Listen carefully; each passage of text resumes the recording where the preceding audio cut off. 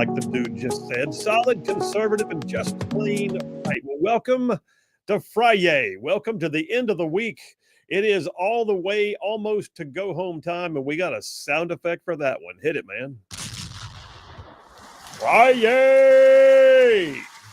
Yes, it is. And it's the beginning of what most of you anticipate to be a long weekend, so that's good too. Glad of it. Pushing buttons so ably on the board. JP, hey, buddy, how are you? And I'm good. Happy Memorial Day weekend. Thank you very much. You as well. And you got some golfing plans this weekend, I understand. Yeah, just a couple. Yeah, that's a Memorial Day weekend. I mean, long weekend. I got to play golf. It's just what else? Yeah, exactly. It's either golfing or fishing. Yes. Well, we can do both. Okay.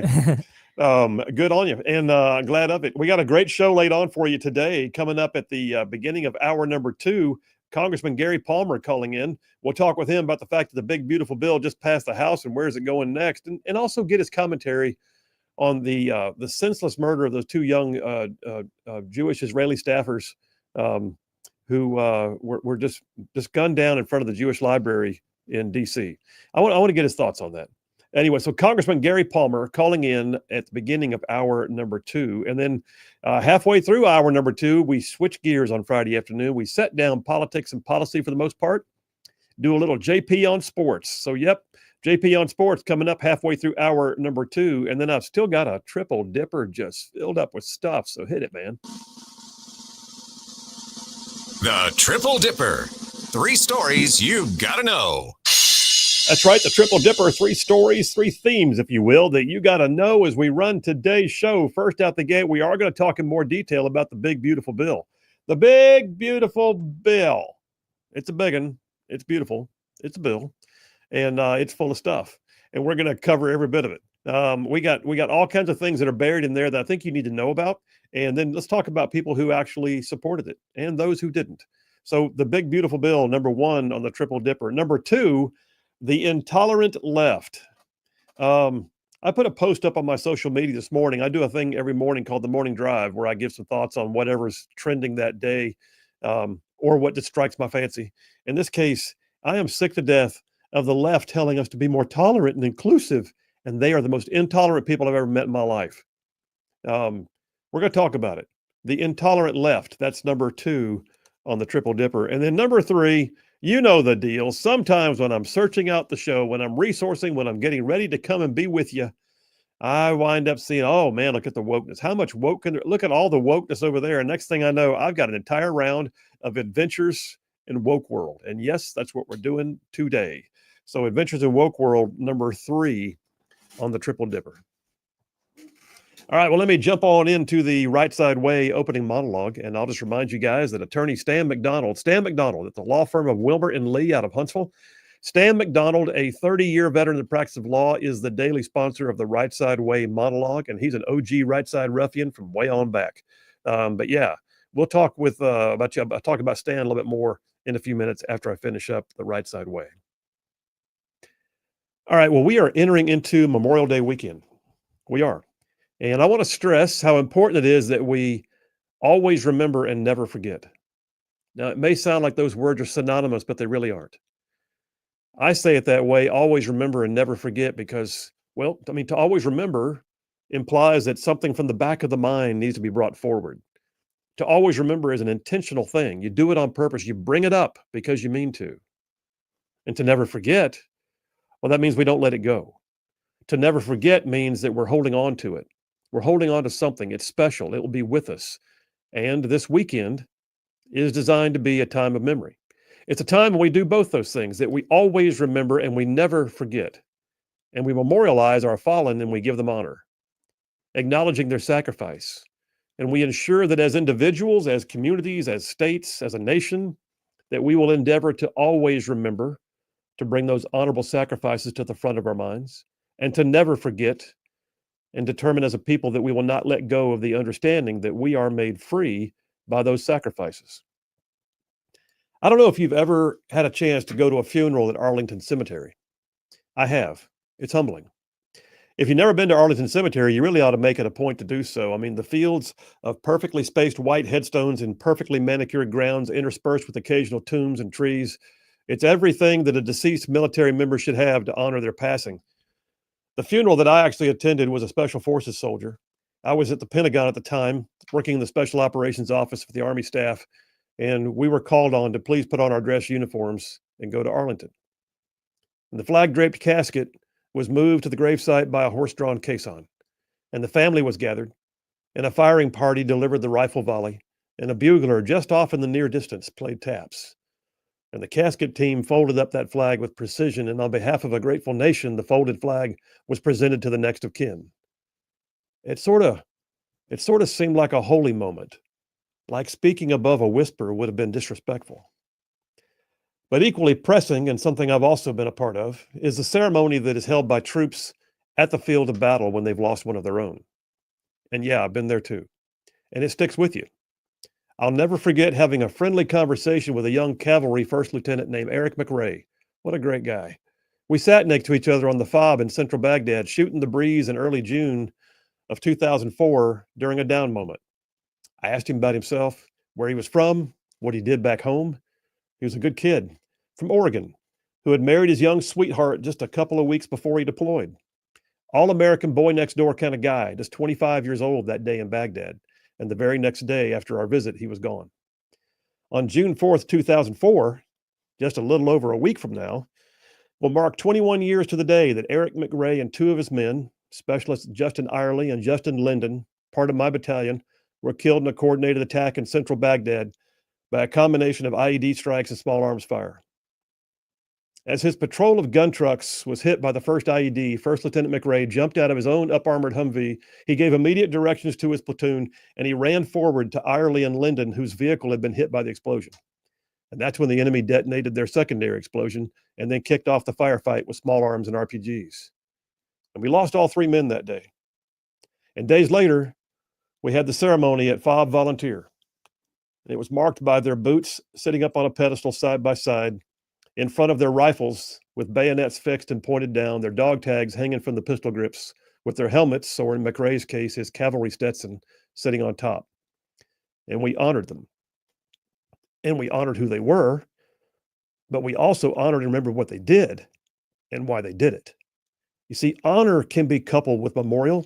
It is a reasonable combination of things, honor and memorial, especially given the sacrifices that they made, sacrifices that we built this nation on. And it's been 21 years since then, but I plan to always remember and never forget. Arlington and other cemeteries throughout America are where the accounts are kept. They are where we keep the ledger of what it takes to be a free nation. Freedom is not something to be taken lightly. Freedom is far too often just that somewhat esoteric thing that seems nebulous or ethereal, but you can almost touch it, but not quite. But the day that you don't have it, you are suddenly keenly aware of it. It's too easily taken for granted. It's too easily forgotten, but it is never easily gained. It is never easily gained. Freedom, in fact, is the most expensive commodity known to man. More than any precious metal or earthly possession.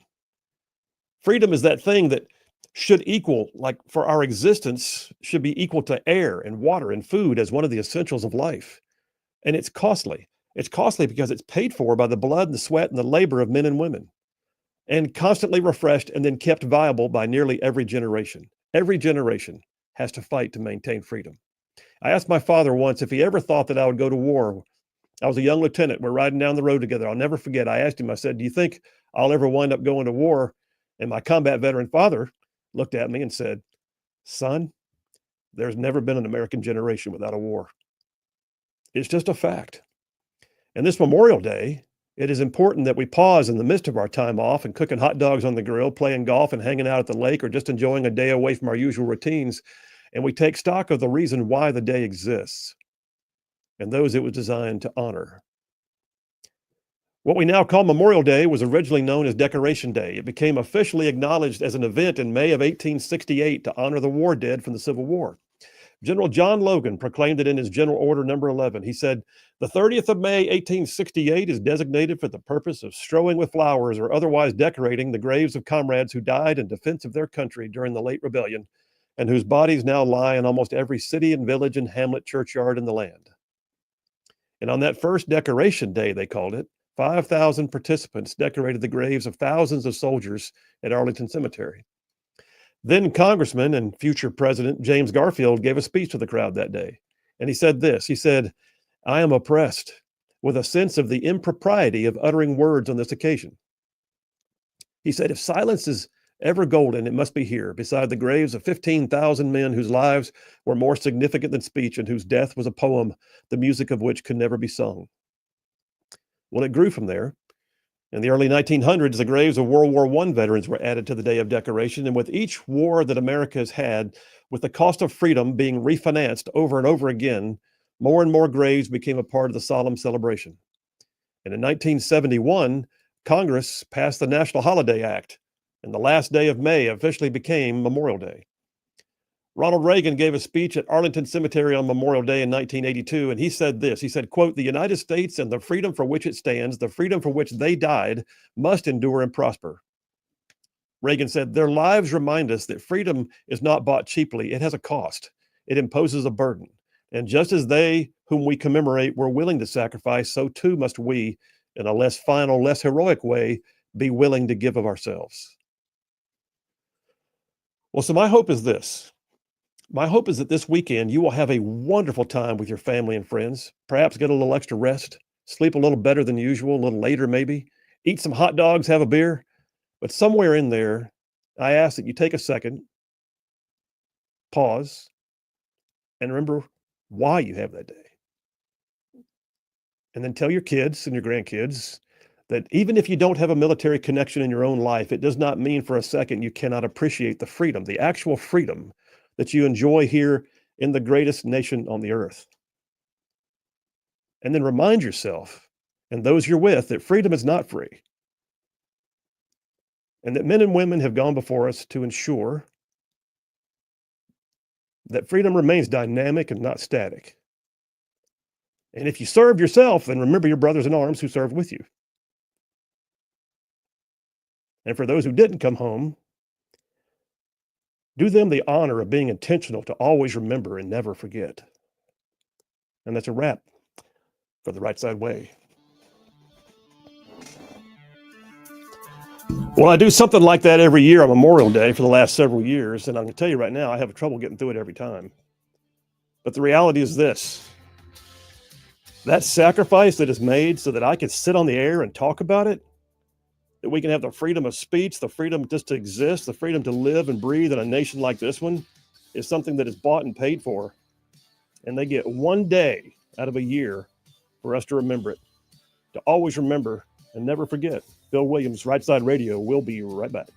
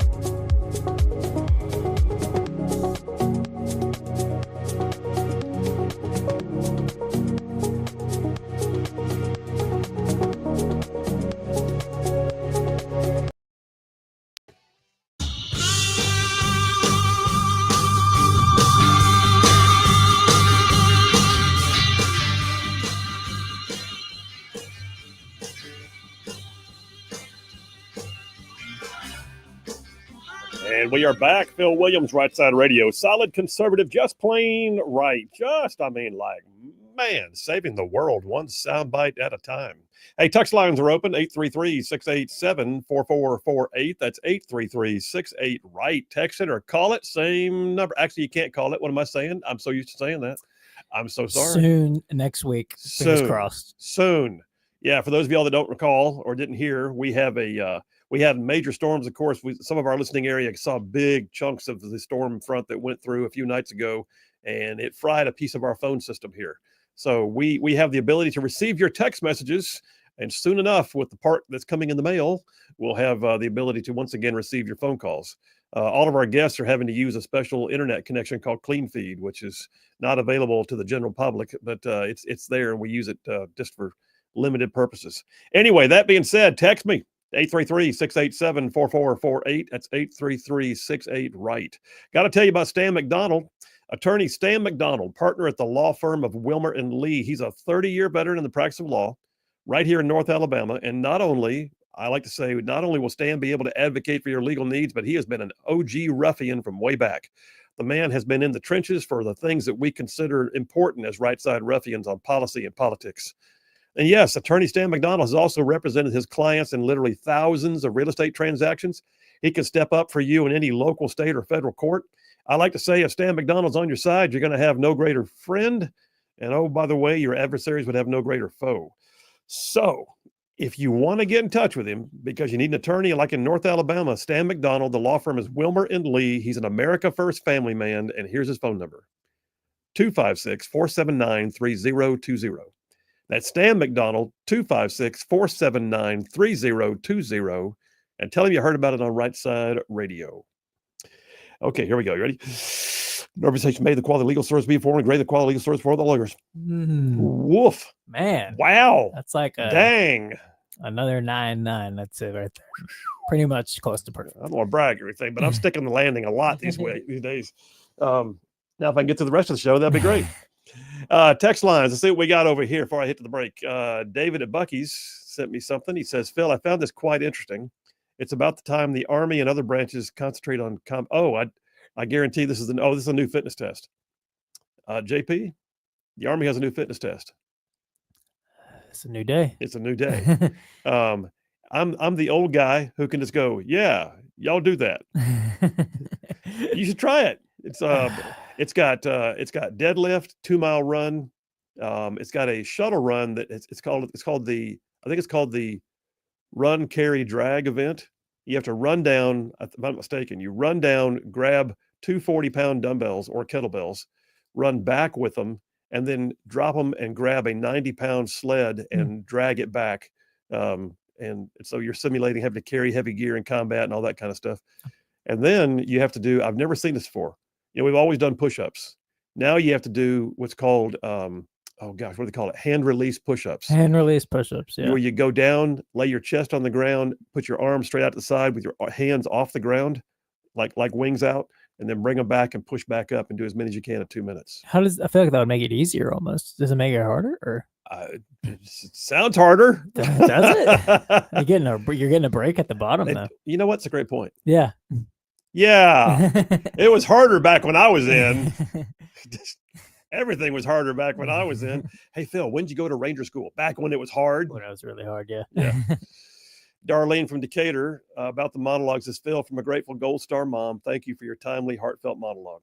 Thank you, Darlene. Thank you for your sacrifice, and we appreciate you more than you could possibly know. Blessings on you. Matthew from Washington says, hey, Phil and JP, happy Friday. This is Matthew from Washington checking in. Excellent monologue. Happy Memorial Day. And thank you to all who have served always. He said, sometimes we all need to stop and be thankful for what we have because others have sacrificed. On another note, he said, can y'all check the iHeart connection? Listen. Yeah. That's WVNN. That's WVNN, and it should be back up. But if not, just go through and pick us up on YouTube or on our website, rightsidemedia.org. Phil Williams, Rightside Radio. We'll be right back.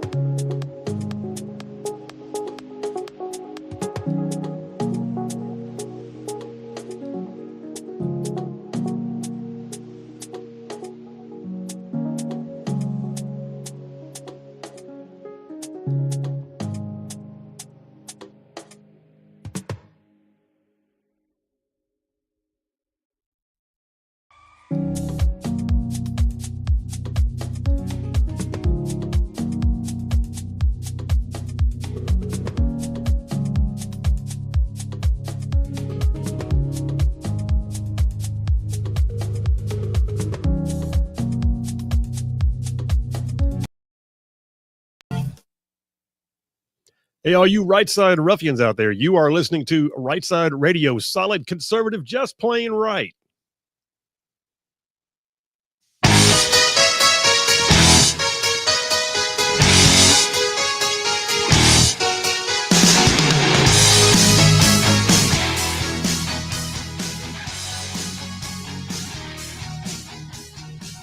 And we are back. Phil Williams, Rightside Radio, solid conservative, just plain right. Just covering down on some major ground across the southeast US of A. Y'all, I'm talking about this one. Whew, covers like from Huntsville back over to Chattanooga, from Tuscaloosa back over to Gadsden. I'm talking about all the way down to that loveliest little village on the plains we call Auburn, straight across the border from there to what we now get to call once again Fort Benning. And then big old patches of North Georgia and Mississippi thrown in just for good measure. And that's just the radio. And then there's all you online people, those who are downloading, live streaming, podcasting. We appreciate you. You are making this company grow, and we could not do it without you, and we appreciate you very much. Several more text messages just to stay current. John from Huntsville checked in, says, Phil, spectacular monologue, and happy Memorial Weekend. Thank you, brother. You too. Said also, did you hear the sad news that Indianapolis Colts owner Jim Irsay passed away at the age of 65? I did hear that. He said, by the way, JP, are you going to watch the Indianapolis 500 or the Coca-Cola 600? He's all over the board today, man. I guess the Indy 500. I'll probably be on the golf course, so I'll probably won't watch any of them. You'll see the highlights later. Yeah. Jeff Rowe from Indiana says, Phil, it might be time to get coverage on more stations that have iHeart affiliations. And thank you for your service and those fallen servicemen and women who gave all for us. Thank you, brother. Appreciate you. Thomas from Athens says, Colonel, I respectfully request permission to verbally share many elements of your beautiful monologue as I offer grace in a 40-person weekend gathering. Have been praying to find the correct words for tomorrow, and you have answered those prayers. Thank you. If you agree, I can obtain complete monologue from your podcast later today. You absolutely can, brother. Do not worry about it. Take it and run with it. I'm glad of it. Plus, it's up on the website where you can get to it. Yeah, the written monologue's up on the website. If you want to go check it out, go to today's show. Is it on Rumble or is it on where's the best place? Yeah, it's on the website. You're right. If you go to the website and go to the tab for the date, you get the whole monologue written there if you want to check it out. Yeah, feel free, Thomas. And by the way, that brings up a great point. Thomas, thank you so much. I'm honored by that. You run with it, brother. And thank you for who you are too. But it points out to all the audience, when you hear me rattling paper, like when I'm grabbing, an article and I'm rattling it, or for that matter, when I've got my monologue prepared in advance, which I always do, every bit of those links to those stories and that monologue are every single day up on the website, rightsidemedia.org. So you can actually go see it, read it, find those links to the stories if you want to yourself. So yes, absolutely. Permission granted. Thank you for asking. Mike from Florence says, extra $4,000 exemption for 65 and older sounds good, and I'm 62 and disabled. There's 125 members of Congress and 51 Senate 65 plus. Whose idea do you think this was? I believe they have constituents that qualify too, man. So there may be a lot of those folks that age, but it doesn't mean they were wrong for passing it. John from Huntsville again says, by the way, just want to let you know that the last time I checked, WVNN's internet feed is still down, and the VNN FM radio signal was down, even though for some reason AM connection was doing just fine. Is that right? Are we down on FM right now in Huntsville? JP, do you know? We shouldn't be. I feel like if y'all listening on WVNN FM, let us know. I will check on that too. And check with that guy that we text periodically. That guy. That guy. That one guy. Mm-hmm. There's one guy I can ask questions to over there. Hey, we're going to be talking about the big, beautiful bill here in a minute. And, this show focuses on local, state, and national. So we'll talk about stuff. By the way, John from Harvest has said FM's working. Cool. We talk about stuff on the show that is both local, state, national, sometimes international, and I get all of it because that's the way life is, right? We're not gonna see things just from one view. If we confine ourselves to just saying, hey, all we're going to do is cover what's happening in this one listening area, then there's a ton of people that don't get something they need. So that being said, And I'm not this, I don't know why I'm saying all this, but the reality is this show spreads itself out. I want you to know that when you come on the air, you got a guy who knows the streets you're driving on and can also speak to what's happening in DC and why it impacts you back here. So one of the things I've got right now, for instance, I will tell you right now, Alabama and Tennessee, your Republican delegations all voted for the big, beautiful bill in the House. Got a piece here from 1819 News that I hold in my calloused former paratrooper hands. In this particular article that I've got, it says, in this case, Alabama's House Republicans all voted for Trump's one big, beautiful bill. And one of the most important things that happened in this legislation, and there were several, but one of the most important things that happened was that it extended the Trump tax cuts that had just been passed in 2017 that were due to expire. Had they expired, the expiration of those tax cuts would have been the single largest tax increase by having them go back up that the United States has ever experienced. Now what we're seeing is we're passing a, well, it's still got to go to the Senate, but we are working on passage of legislation that will just embed those tax cuts into our code and make them stay there for good. But what else is in there? Well, state representative, he used to be a state representative, which is how I first met him. But Representative Barry Moore from Enterprise down yonder in the Wiregrass, he's one of our congressmen. He said this. He said this bill has $1.6 trillion in mandatory savings. By the way, Barry Moore is a member of the Freedom Caucus. The fact that he's on board with it also gives me some comfort. $1.6 trillion in mandatory savings, the largest tax cut in American history, an extra $5,000 on the average into the pockets of American people. That's nothing but good. Protection for Medicaid. Now, see, the liberals have been screaming, protesting, filibustering on the notion that somehow this bill is cutting lots of Medicaid. No, it's not. It's cutting illegal aliens out of Medicaid. 1.4 million illegals are in our Medicaid systems, and they are now being removed. And I'm sorry for their luck, but they're not supposed to be here in the first place. 1.4 million illegals are being removed from Medicaid. We're also eliminating waste, fraud, and abuse. So when they talk about, well, you are making some serious changes to Medicaid. Yeah, we are. It is the third rail of politics, and we totally get that. But the bottom line is this. You can't have that much money flowing without there being some waste, fraud, and abuse, and there has been, and they are rooting it out. They are doging it like you wouldn't believe. And it's very positive. What it's doing by doing that is preserving the long-term viability of the system. The bill also repeals a bunch of Biden-era anti-energy policies, gets energy costs back down. I mean, it's amazing to me. Well, we're going to solve the existential crisis of the world by, passing the Green New Steel. Cool. Everybody's going to pay more for their energy, but it's important. Okay. Permanent border security funding through President Trump's border wall being paid for, empowering border officials. I've actually got another article that says that they're hiring roughly with the money in this bill, roughly 10,000 more Customs and Border Patrol. Although the rate things are going, I'm not sure they're going to need them. I mean, wow. Congressman Adderholt, who covers the 4th Congressional District of Alabama, he said the bill delivers real results. And one of the things he's most excited about in there was something he had championed, was a $5,000 adoption tax credit. So for those who are adopting for the first time, they're going to get a $5,000 adoption tax credit on their annual taxes. Of course, the two Democrats in Alabama, Shamari Figures and Terry Sewell, both Congress members from middle of the district of the state, they both opposed it. And then Representative Mike Rogers said some great things about it, to include what it does for our nation's defense. And then Representative Dale Strong said this is not just legislation, it's a promise kept to the American people. It's pro-worker, pro-family, pro-growth. Exactly what our country needs right now, he said. So yeah, that's all that's in the bill. Now, where is it in the process? And we'll hear more from the congressman in a few minutes. But where it is right now in the process is that it still has to go through the Senate. And there are members of the Senate. We got an article here. Hang on, let me pull it up. There are members of the Senate right now who are not real keen on it. Story I've got from Daily Caller says that there are at least 7 members of the Senate who consider themselves to be fiscal hawks that want more spending cuts than what House Republicans put in. Well, I'm pretty sure that we'd all be fine with more spending cuts. So get some spending cuts done, and I'm good with that. But get the bill passed. In the end, get the bill passed. And there is no such thing as a perfect piece of legislation.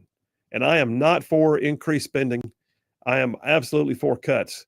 At the same time, if we dally, if we do not get this bill passed, it's completely on us. And the Democrats have a strong chance of picking up a few seats in the midterms and making that very difficult for a do-over. There's not many mulligans in a polarized Congress. When we get back from this break, I'll tell you there's two members of Congress that voted against it. And they basically voted against it on principle. I understand it, and I understand what they did and why they did it, but I also find myself thinking, you just don't seem to have an alternative, though. We'll talk about it when we get back. Phil Williams, Rightside Radio. Y'all stay tuned. We will be right back.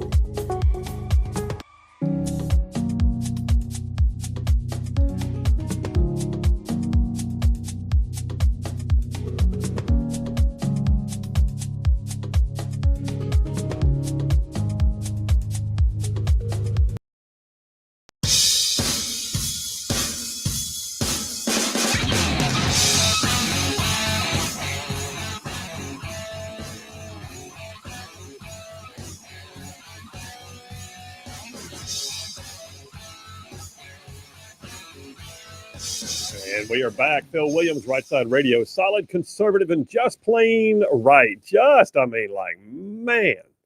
Just making common sense like a superpower. You had something you were going to say on the mic, I believe. Oh, appreciate all of y'all letting us know. Yeah, you could hear us on the FM out there. A ton of people texted in. Yeah, a lot of people texted in on that. So, yeah, thank y'all very much. Oh, yeah. But tell us something else, too. Tell us how the weather's doing out there. Anyway, thank y'all very much. That was huge. Gave me a lot of comfort to know that we're definitely being heard. By the way, I gotta chase a rabbit for a second. I just looked up at the screen right before I went on the air, and there was Hillary Clinton. Actually, it was an older picture of Hillary Clinton. Apparently, on her social media profile, she uses one of those glamour shots that makes her look about 20 years younger. Yeah, of course. Yes, but she said on her socials, she said, "This weekend, tell your neighbors and your friends to stop for a minute and to reflect on how bad Trump's budget would be for children." And I'm thinking, she is totally not getting it. This weekend in particular, this weekend she chose to make that about Memorial Day is about Trump and politics. And yeah, I feel like there's other things that this weekend was actually dedicated to remember specifically. But it'll be just like her, the same person that forgot that we had warriors fighting in Benghazi, to go ahead and choose to make this weekend about her hate for Trump. It's classic. Very classic. And to be expected. Matthew from Washington says he's online. We appreciate it, Matthew. Great. Good to hear, buddy. Anthony from Chattanooga checking in. He says, he said, I did not do 5 combat tours so we could just run the country into the ground with overspending. And I think there were more texts for that. Yeah, he said several. It says not about tax cuts. It's about spending cuts. The country will become a banana republic if we can't balance a budget. Why do we have to subsidize high-tax Democrat-run cities and states with SALT deductions? Hey, listen, I'm not arguing that point. You know who wanted those SALT deductions? Republicans who were trying to bring relief to their people because their crazy state legislatures kept raising the local taxes, and they're trying to give them some kind of an offset. But Anthony, thanks for your service, bud. Appreciate you. David at Bucky's says, Phil, you keep hearing that 8 million people may lose access to Medicaid, but what I see is there must be 8 million people who are capable of working but don't plan to. They did increase some work requirements. Now that you say that, thank you, David. Increasing work requirements. In other words, if you are physically capable of working, why aren't you, in order to receive Medicaid benefits? So there's going to be some of that, and there's going to be some angst. And you know what? We can't be a fully entitlement society. We can't, because that's the death of a nation. Entitlement mentality can be the death knell of a nation. Steve from Madison says, but does it really control spending? Okay, I think he's saying the same thing about the bill a minute ago. Yes and no. It controls some aspects of spending, and it doesn't get hold of everything, not at all. But you got to take the totality here. Is DOJ doing more? Yes. Are the tax cuts real and they're embedded in that bill? Yes. And so if we stay focused on one aspect of the bill never gets passed. That's why it's called omnibus legislation. Adam from Athens says, great monologue, Phil. I do my best to remind my children that our salvation was paid for by Jesus Christ and our freedom by soldiers who have paid the ultimate price. And then he said, JP, it might have took 12 innings, but my Vols pulled it off. Yeah, they pulled off a big upset yesterday. Begging. Mike from Florence says, do you think another exemption for someone making $500,000 a year is okay? I didn't see anything about being retired to qualify. I'm not sure where you're going with this, Mike. But I'm for exemptions, period. Jeff from Indiana says, Phil, the only way this country is going to have long-lasting survival is to pass a balanced budget. I agree with that. Amendment to the Constitution. If Alabama can do it, the United States should be able to do it. Yeah, luckily Alabama did it a long time ago, like I believe in 1909 or something like that. And we've stuck with it ever since. All right, let me just say this. Coming up in a few minutes, we're going to have Congressman Gary Palmer on the air. We'll get his thoughts on the big, beautiful bill. We'll get his thoughts on other things, too, because Dipper number 2 is the intolerant left. And I want his thoughts on what we're seeing with the anti-Semitism that resulted in the deaths of those 2 young people in D.C. for daring to be Jewish. There's a big kerfluffle going on today. The Trump administration, once again, enjoined by a liberal judge. But the Trump administration let Harvard know that Harvard is treading on thin ice by refusing to curb anti-Semitism on their campus. It's not about freedom of speech. If you walk into a crowded theater and yell fire and people get trampled in a panic because you thought it'd be funny to yell something that didn't need to be yelled, guess what? You're liable. It doesn't mean you had the freedom of speech to say anything and everything like that if it incites people to violence or if it calls for someone to be harmed, or if you defame somebody unnecessarily. So that being said, Harvard is being called out hard by the Trump administration. Trump administration said, Harvard, you cannot pursue having international students at your campus. No, you can't. We're not going to do it. We're not going to approve them. Well, the court came back and said, yes, you will.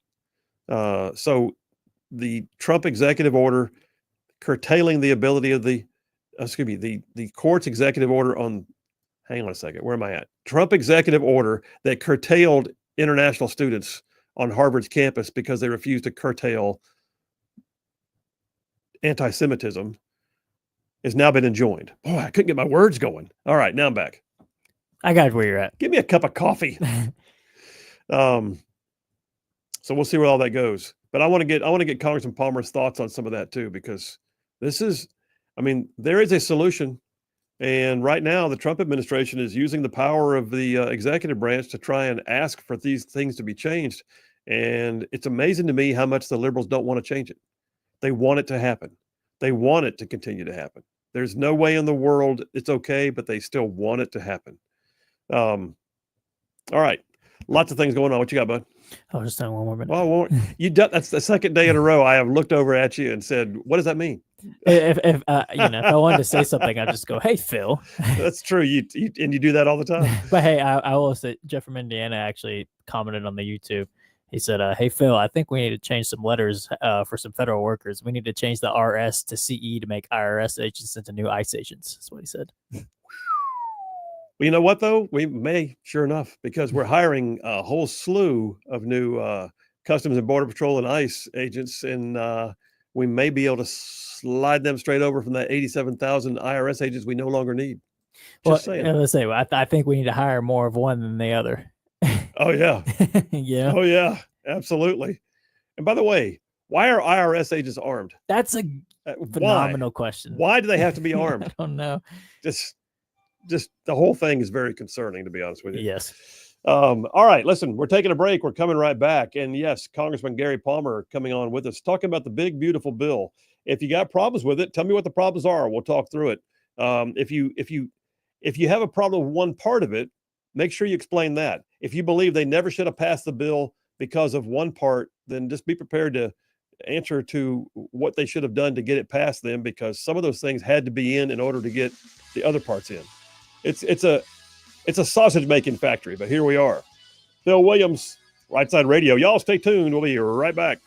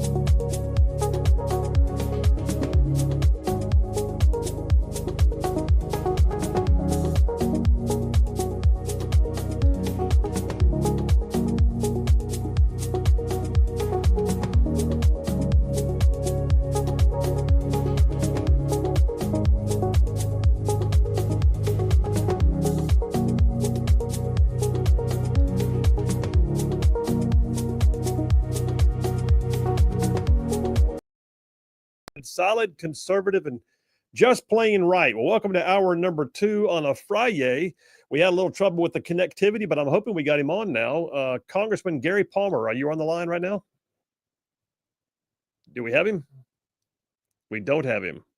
He's in and he's out. Okay, well, I'll tell you what, we'll keep on moving right here. Let me get a few text messages and then come right back to a story that I've got about the big beautiful bill to wrap this up. And if the congressman can get his connection tied in, we'll bring him right back on.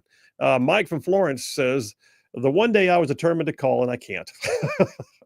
He said, my view isn't done justice with a text. He said the $4,000 exemption is just another tax cut. And while it may say for seniors, that includes those in power and wealth while excluding others like myself. I don't know what you mean by that. So it only includes those in power and wealth while excluding others like yourself. No, I don't think so. I think you're misreading that whole thing there, Mike. And if you want to give me more specifics, I'll be glad to address it. But I don't believe that there's a $4,000 exemption just for the wealthy people leaving you behind. Rap from Athens says, no tax on overtime. How's that going to work on your W-2? It does not show overtime on just total wages. Well, it's called the withholdings. If they're withholding less, that's awesome. And that's what you're looking at here. When the withholdings don't take out as much, more stays in your pocket. And then the W-2 will reflect that accordingly at the end of the year. And so that's, by the way, that's one piece, two pieces actually. One is the no tax on overtime pay. The other is no tax on tips. And a lot of y'all may not realize so many people in the service industries that get tipped, they have to declare their tips. Now, I realize some don't, but they have to declare their tips. And a lot of times, one of the only exemption or exceptions to a minimum wage is those who receive tips, like for waiting tables. They get paid a much lower minimum wage in the anticipation they'll make it up with tips, and they don't always. And so reducing the tax burden on tips is a big deal. We got another Tanya from East Ridge, Tennessee. Tanya from East Ridge, Tennessee says, if they don't address spending cuts in the big, beautiful bill, it's just a sellout. Massey's right. Real conservatives and patriots see that. Also, I'm sick of these judges blocking President Trump at every turn, blocking his ability to do anything we elected him to do. It's time for Congress to do something about the activist judges and also codify the executive orders. Well, you make it sound so easy, Tanya, but it's a little bigger than that. So when you say that Congress just needs to do it, you got to understand Congress has a narrow margin and they're going to get things done. But right now they got to focus on what they can focus on. And they literally stayed in the chamber like for almost 14 hours to get that thing passed. And here's the thing. I really do believe that the big, beautiful bill, as it's called, that passed is something that had to pass. And the day that we will kill a piece of good legislation because we don't get 100% of one piece of it is the day that we grind to a halt and get nothing done. You're going to have to once in a while work with what I would call your 80% friends as opposed to taking 100% loss. And I hate it too. I am not a fan of spending. I am not a fan of taxation. But when I see a bill that says we're extending the Trump tax cuts and we're upfunding the border wall and we're doing all kinds of exemptions on taxes and tax refunds and lowering taxes over here, and it may not be everywhere. And I wish we could have curbed more spending, but $1.6 billion in spending cuts, or excuse me, $1.6 trillion in spending cuts is still a big deal. I look at that and think, that's still a freaking win. It just is. Is Congressman back on now? Do we have him? Try one more time. Congressman Palmer, can you hear us? Hey, that's great. Congressman, how are you doing today?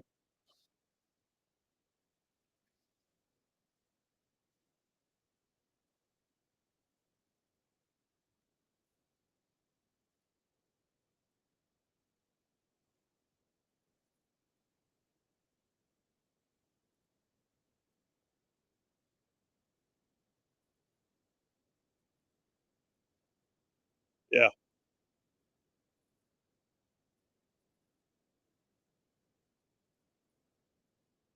Wow. I think that's absolutely true. The idea that we would let that lapse would have been on us. It wouldn't have been on the Democrats. It would have been on us.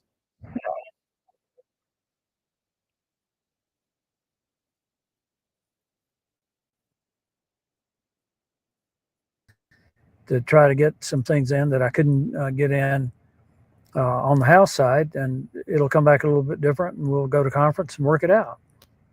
Which is actually democracy in action if we get down to it. Yeah. So, and some of the same people that are calling your radio show, if we did anything contrary to what President Trump wanted, they'd go ballistic.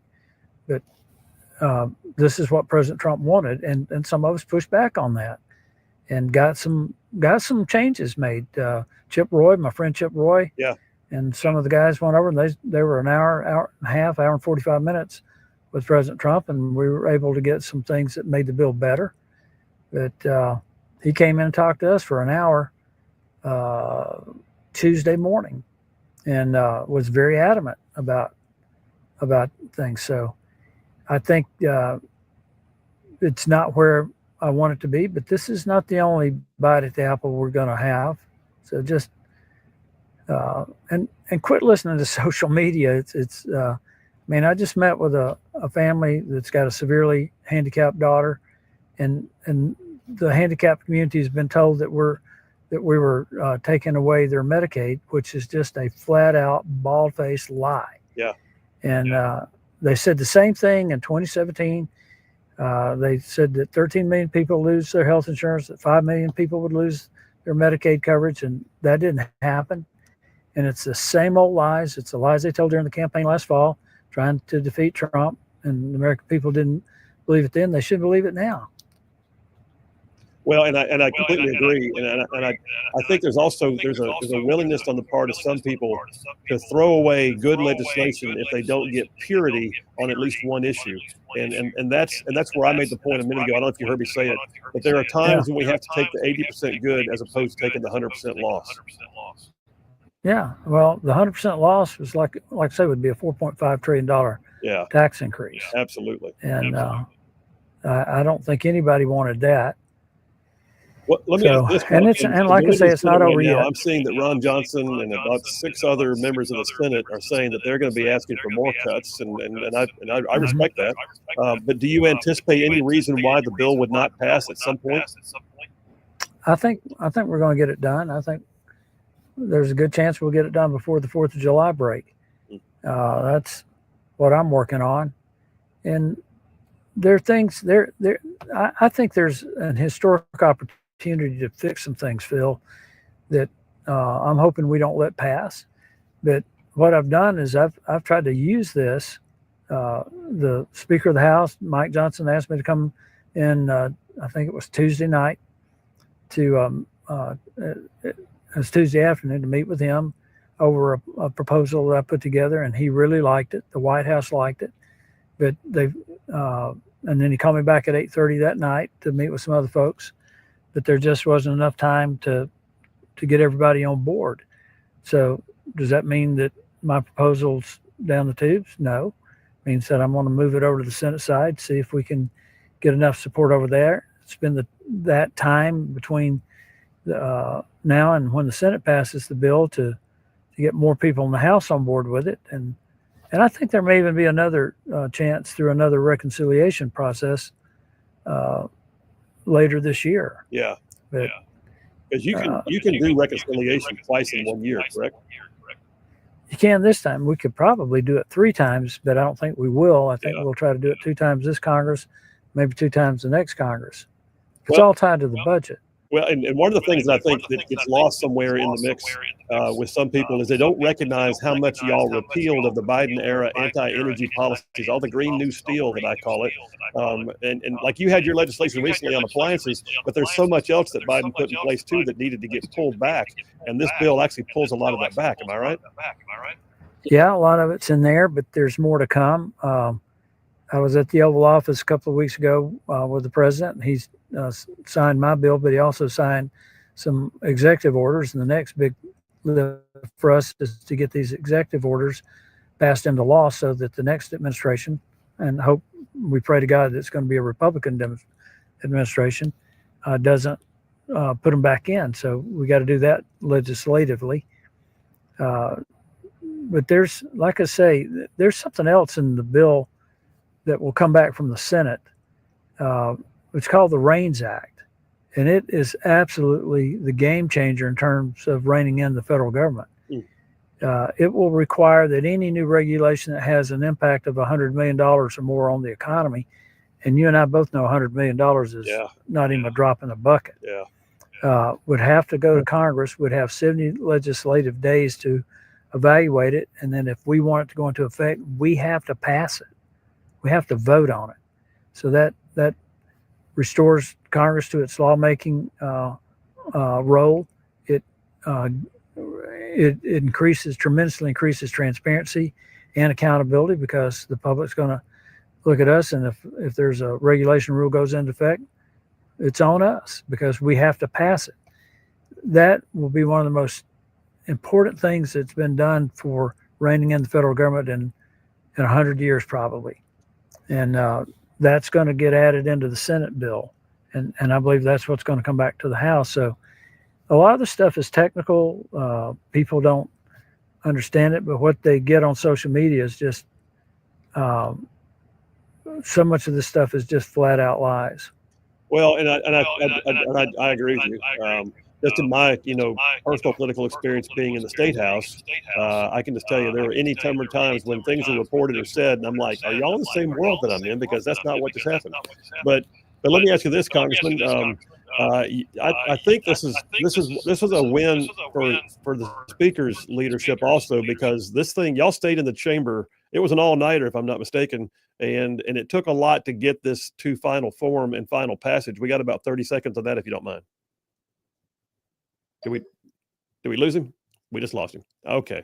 All right. Well, it's obvious he was mobile right now, and so the fact that we got him for a few minutes, is he back on now? All right. Congressman, can you hear me again? Hey, Congressman, can you hear me? It dropped off. Yeah, that's okay. The last thing I heard, you said something about the speaker's leadership. The speaker's leadership goes in the win column on that one, because it was an all-nighter, and it was a lot of work just to even get his own caucus through to a final vote. Am I right? Yeah. It was an all-nighter. I think over about 30 hours or so, I had about an hour and a half, 2 hours sleep. But we all pulled together and got it done. Well, and got it out of the House, sent it over to the Senate. Now we'll see what happens over there. Well, I'll be happy to do another all-nighter if we need to. Policy. I've seen your work at the Policy Institute before, and I have no doubts about your conservative principles. I think the bill's a win. Let me ask you this, Congressman. I really only have about a minute and a half to 2 minutes, and I wish I had more time for this, but I want to switch gears for a second. We had two young Israeli Jewish staffers from the Israeli embassy that were murdered the other day, and I'm wondering what the dialogue is like in the Capitol right now with members of the left, the Democrat Party, who have been calling out pro-Palestine and allowing calls for intifada and not saying a thing about anti-Semitism. Are we going to see a turning, if you will, on the sentiment since this happened a few days ago? Your thoughts on that real quick. I sure hope so. I hope, and they're talking the possibility of the death penalty for this individual. And I think every means of stopping this madness has got to be employed by law enforcement. But the main thing is you've got universities literally allowing and encouraging demonstrations that are calling for the destruction not only of a nation but of a people. Yeah. And that's what happened. This guy shot these people because they're Jews, because they were tied to Israel. And I'm very concerned that we're going to see more of this. Well, I'm concerned with you and prayerfully about it. And listen, Congressman, we got to leave it there. I'm so glad we made connectivity here. Thank you so much for your time, and we ask you just to have a great weekend, and we'll talk to you again soon. All right. All right. Thanks, Phil. All right. Thank you, Congressman. All right, we got to take a break. I ran long. Just trying to get as much as I could there. I'm glad the connectivity finally came together. Good job, JP. Phil Williams, Rightside Radio. Y'all stay tuned. We'll be right back.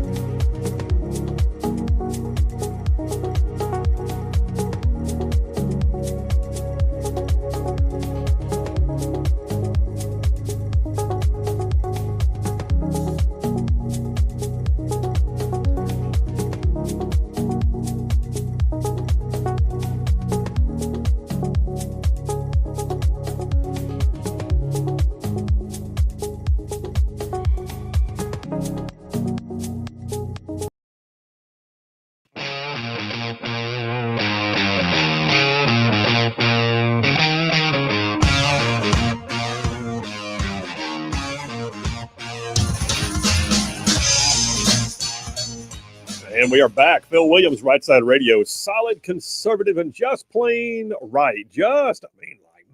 Saving the world one soundbite at a time. All right, there's a bunch of y'all texting in right now that don't like the bills. Let's see what we got here. Tom from Decatur. Okay, I'm trying to track what he's saying here. Do we hold Congressman Palmer and the 5 other representatives responsible if we don't get any bill because the Senate rhinos won't accept these new changes to the bill? It sounds like you're mad at everybody, Tom. I'm not sure where we're going here. If Doge's findings of fraud and wasteful spending are enacted upon, that's a huge spending cut by itself. Time's a real factor. I don't know how to answer Tom. Tom, I don't know what you're saying to me, man. So bottom line is it sounds like he's mad at the House and mad at the Senate, and everybody's a rhino. I could be wrong, but that's what I'm picking up.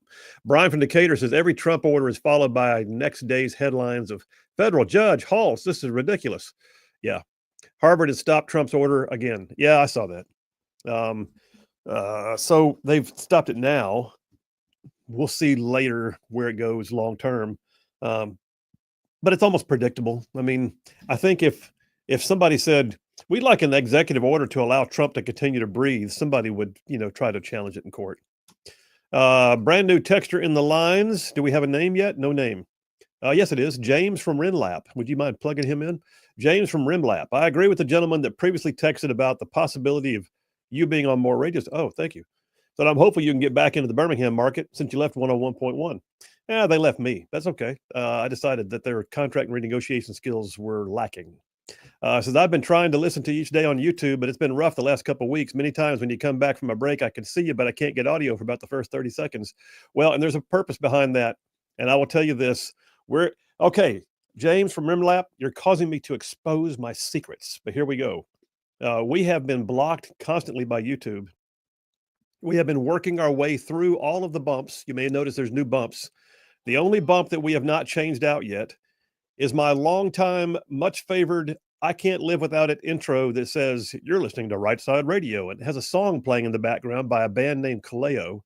And YouTube continues to block us because of that one musical interlude.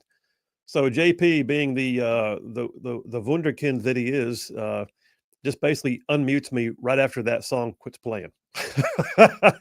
Yeah. Am I right? Yeah. So at the top of every hour, Phil doesn't come in until about 30 seconds. That's why. It's true. And, that's just, we're going to fix that. We're going to wind up having to do a new voiceover and probably get rid of the song that 4.5 years ago I said, that's the one I want for my bump. But that's all right. It's worth it. In the meantime, thank you so much for listening, James from Renlap. We appreciate you. You are now plugged into the text lines, and keep texting, man. I got a whole bunch more, but next it's going to be JP on Sports.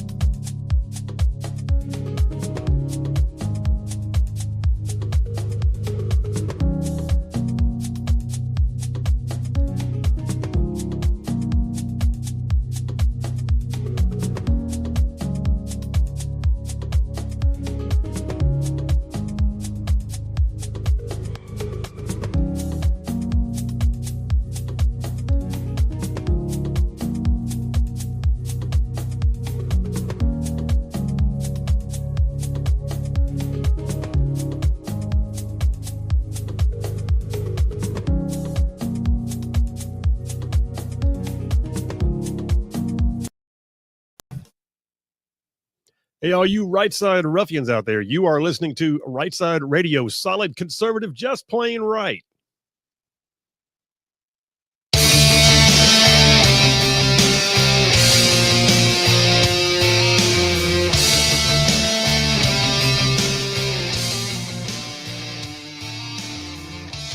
And we are back. Phil Williams, Rightside Radio, solid conservative, just plain right. Just covering down on some major ground across the southeast U.S. of A. Y'all, I'm talking about this show. This show goes like Tuscaloosa. Where am I? Huntsville back over to Chattanooga. I'm talking about Tuscaloosa back over to Gadsden. I mean, all the way down to that lovely little village on the plains we call Auburn, straight across the border from there to what we get to call once again Fort Benning. And then, yeah, big old patches of North Georgia and Mississippi all thrown in just for good measure. I think you just said Hunt's Tuscaloosa. Hunt's Tuscaloosa. You never been there before? Not Hunt's Tuscaloosa. Got some of the best ribs around. Hunt's Tuscaloosa is the home of the best ribs I've ever eaten. We need to get on in Hunt's Tuscaloosa. There's got to be a station there. Listen, Hunt's Tuscaloosa is like the center of the universe as far as I'm concerned. And right now I'm having a hard time appreciating you, just so you know. All right, let's quit jabbering. We're going to go to this thing we call JP on Sports. Once in a while, we do this. Yeah, it's Friday afternoon. And so we set aside policy. We set aside politics for the most part. And we just go take a run at what's going on in the world of sports because JP happens to be a guru on sports, like a near savant when it comes to sports. And I'm not talking about one sport. I'm talking about sports.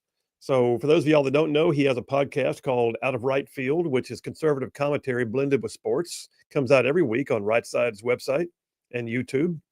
He also previously had his own Saturday morning radio show about sports. In the meantime, we have 2 rounds we do. The first round is called the 3 and Out. That gives the top 3 stories. And then we come back second round. It's called the 2-minute warning. I have a timer and a buzzer. JP, I'm through talking. 3 and Out. Go for it. You missed my sound effect. Oh, wait. Hang on a second. And he has the best sound effect in all of Rightside Radio because some sorority girls from Auburn made it for him. Hit it. Nice. Can't let you forget the sound effect, man. Take it away, man. All right. Well, first, this is going to be, I think, the biggest story of the 3 and Out, and rightfully so, because I think it points out a lot of problems in the world of sports talk right now. So last weekend, we had an incident with Caitlin Clark and Angel Reese, which really, in and of itself, wasn't much of an incident. It was the response to that incident, and everything's about race, obviously. And now we've got sports talking heads taking sides, but for the wrong reasons. And they're taking personal attacks at each other. So RG3, he put out a video in response to this incident, quote, incident with Angel Reese and Caitlin Clark. And he said that clearly Angel Reese hates Caitlin Clark because of her, out of scale response to something that was really just a hard foul because she had a free layup. It's something that happens all the time in basketball. But Angel Reese went after Caitlin Clark after that. So RG3 was saying that clearly her response that was not proportionate to what Caitlin Clark did to her underscores, she genuinely hates Caitlin Clark. It's more than basketball. And he was just making a solid argument, that just simply stating his opinion. Then Ryan Clark, who is a ESPN talking head, he also has his own podcast. This is the guy, by the way, who said before the draft that teams are going to pass on Shedeur because they're intimidated by his young black confidence. That's right. He went on his podcast and said that RG3 can't have an opinion on the matter because he married a white woman. And he doesn't have conversations in his household about the true plight of black women in America. So he's disqualified. Yeah, basically. And apparently, when RG3 and Ryan Clark were working together at ESPN, they had some personal beef behind the scenes. So I think this is something personal that happened before that is being just brought to the forefront. But that right there alone is what's so wrong with a lot of the sports talking heads, and mainly with ESPN, because everything in ESPN is politicized and they're always on the wrong side of everything. But why do you have to bring somebody else's wife into this matter? You didn't have to. That's just it. If you're talking, just talking about sports. Now, I will give Ryan Clark some credit, I guess, because literally about an hour ago, he put up a tweet and a video about how if he had to do it again, he wouldn't have brought his wife into it. It only took him about a week to do that, and he shouldn't have done it in the first place. And it makes you wonder if his bosses told him he had to. Exactly. If he was told to make that statement, but it's just I'm so tired of everything being a race issue. Yeah. This story should have been nothing more than a hard foul on injuries by Caitlin Clark, but it exploded into this race divisive thing when it really didn't have to. So I'm ready to get the sport or the politics out of sports. Except, when it comes to stuff like NIL or the common sense thing, like keep transgenders out of women's sports. But stuff like this didn't have to be turned into what it was. And I'm tired of it being turned into that every single time. So we'll see. Hopefully, I feel like this Angel Reese, Caitlin Clark thing in and of itself is becoming a race issue because of Caitlin Clark. Everybody going after her in the WNBA story. It's a clickbait story, but it doesn't have to be, and I'm tired of it turning into that.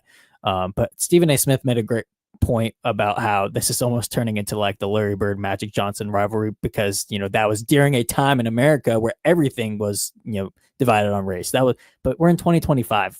Why does it have to be? Caitlin Clark is just simply a great player and is making the WNBA popular. It should just end there. But of course, it's not. The press also needs this. I mean, and I'm not going to take too much of your time, but I noticed right behind you on the screen earlier here in the studio that CNN was running with a story that we need to all remember this Memorial Day weekend is exactly 5 years since George Floyd died. Yeah. And I thought, come on. That's not even, come on. That's not what we should be remembering on this Memorial Day weekend. Yeah. All right, 3 and out. There's 1. What's 2? So we have the NBA playoffs continuing to go on, and we're in the Western and Eastern Conference Finals. We had a big, a massive game where it was a truly dramatic finish. I believe it was 2 nights ago where the Pacers eliminated a 17-point deficit and were able to send it into overtime with the last second shot, and the Pacers ended up getting the win. Wow. So this could be a big dramatic series between the Pacers and the Knicks. We got game 2 tonight. We also have the Thunder who are up 2-0 on the Timberwolves, and it's not looking like much of a fight from the Timberwolves in that game. So that one may turn into a sweep or a gentleman's sweep if you want to get to. But I think this Eastern Conference Finals is going to be high drama. If you remember Reggie Miller, who the Pacers player, who had a similar thing where he hit about three pointers in about 13 seconds or something like that against the Knicks in the playoffs and did the choke gesture.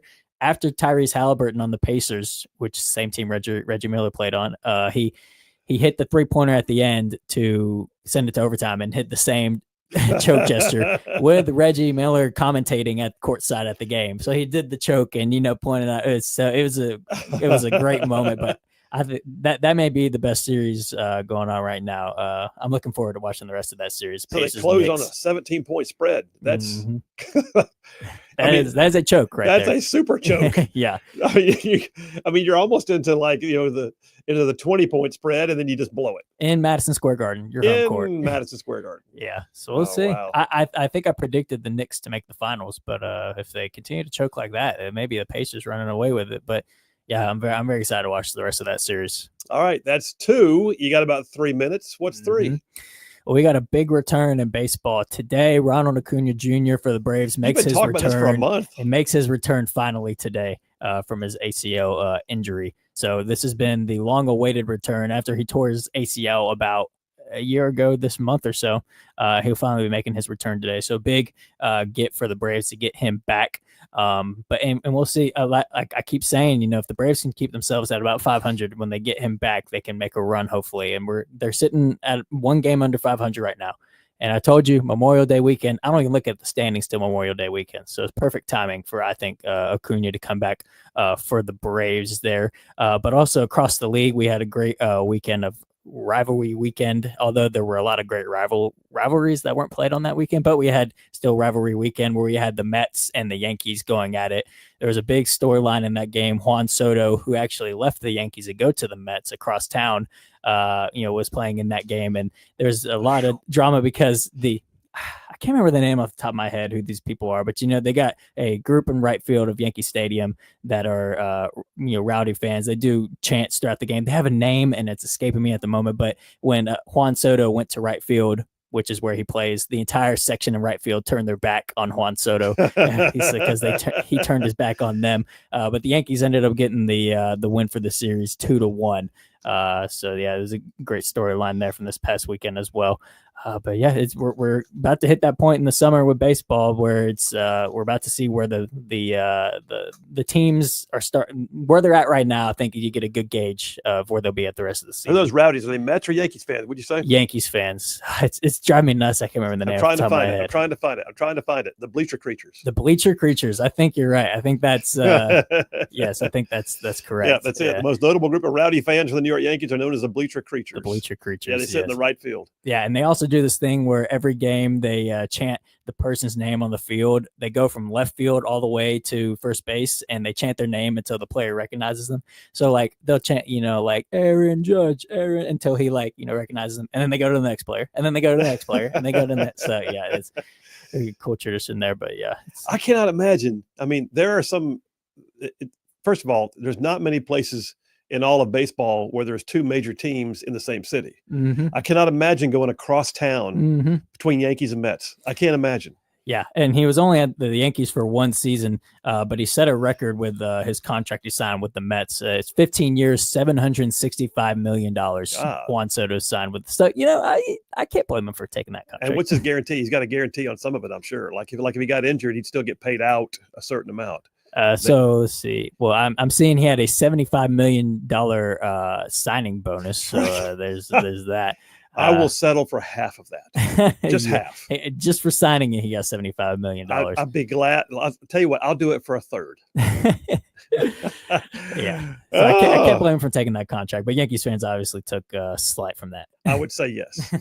All right, man. That's 3 and out. Good job. First round, JP on sports. We'll come right back from the break, and I've got a timer and a buzzer. We do the 2-minute warning. All the stories in the world about everything sports, 2 minutes each. Phil Williams, Rightside Radio. We'll be right back.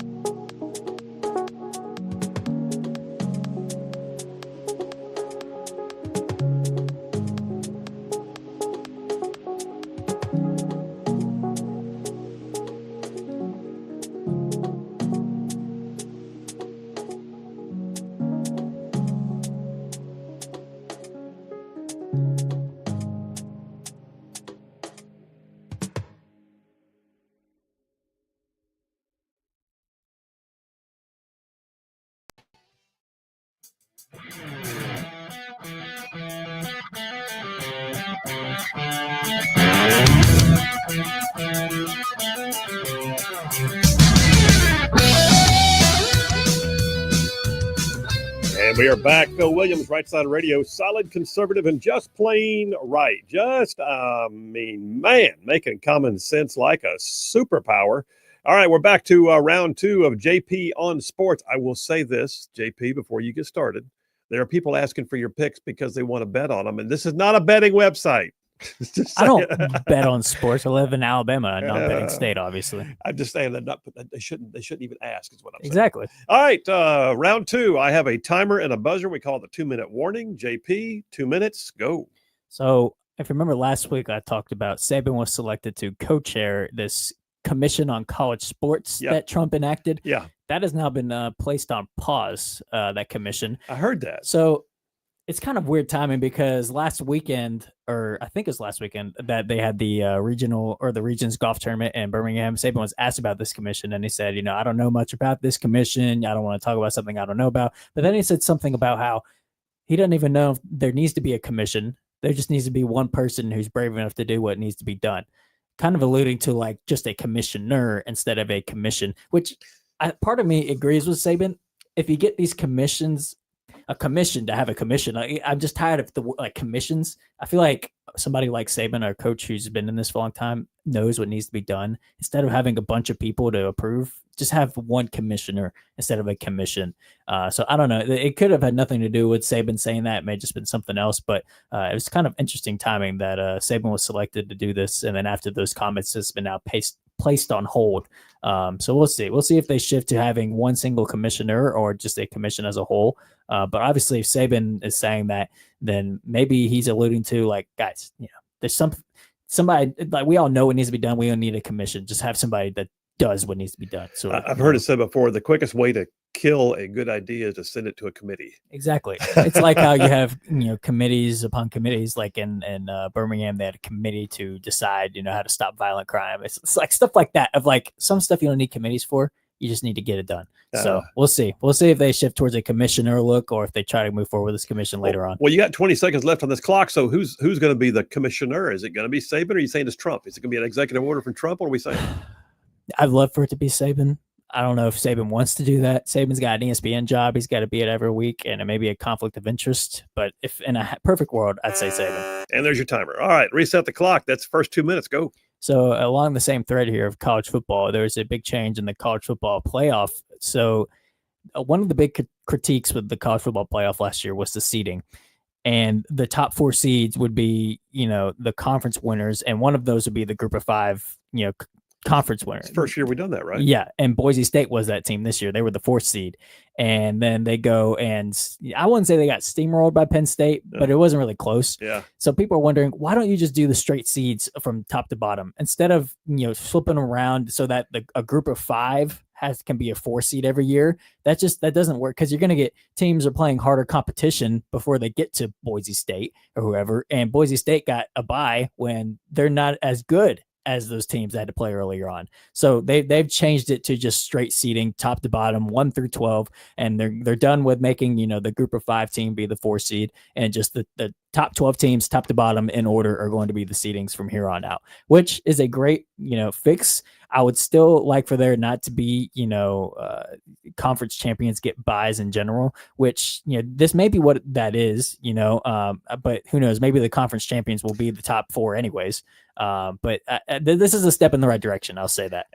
What drives me crazy though is they're making this rocket science. Yeah, they're making it rocket science. Well, just have a freaking playoff. The problem is money is the driving factor for a lot of this. Yeah, okay, and money's ruining college football. But so I don't even think there should be 12 teams in general. I think it should be 8 max. But they're also talking about the SEC and the Big Ten get 4 automatic bids every year. And then the Big 12 gets like 2 or something. That's money right there. That's money talking. That's money. That's also going to be a riot. Yeah, I'd say so. So who knows? Maybe this is an acknowledgement that they know some of the stuff that needs to get fixed, and hopefully some of the other things will get fixed eventually, but step in the right direction. And there's 2 minutes. There's a buzzer. Reset the clock and go. SEC baseball tournament is coming to Oregon. Well, both of our teams are out of this.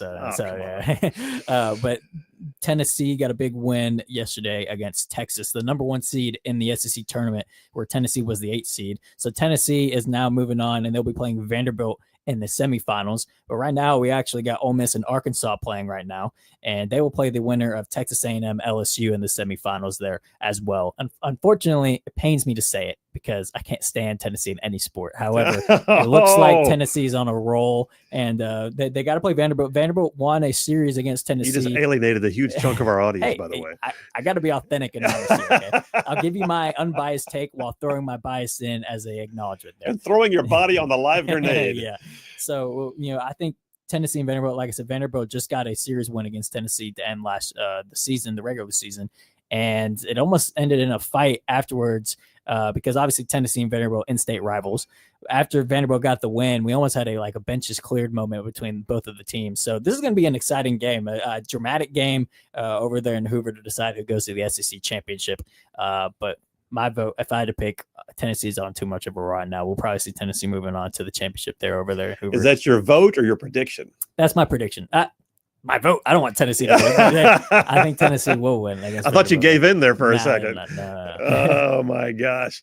All right, you came in way under the clock on that one. You got time for a little overtime, so go for it. Oh, we got about 30 seconds here. Stanley Cup, the NHL playoffs are still going on as well. We got the Eastern and Western Conference finals here. The Dallas Stars are currently up 1-0 against the Edmonton Oilers, and then we got the Florida Panthers who are up 2-1 against the Carolina Hurricanes. The Dallas Stars. I don't know. There's something about the Dallas Stars. I mean, they're in the same city as the Cowboys, obviously, which is Stars. But Stars. The Dallas Stars. I don't know. I think that's a great. I love the names of the the NHL teams. Edmonton Oilers, the Carolina Hurricanes. These are all great names. But I'll definitely be watching the Stanley Cup Finals this year. That's one of my favorite finals to watch in all sports. I don't watch much hockey throughout the year, but I always tune in for the Stanley Cup Finals. So yeah, that's coming up in about 2 weeks. Stanley Cup Finals. Which is the biggest trophy in all of sportsdom. Best trophy in all of sportsdom. Biggest and best trophy, they say, in all of sportsdom. And then Connor Mathis checked in and says Florida Panthers. Nice. Florida Panthers. All right, you guys, there it is. JP on Sports coming up for the final hour of a Friday afternoon. Phil Williams, Rightside Radio. Y'all stay tuned. We got some adventures in Woke World coming.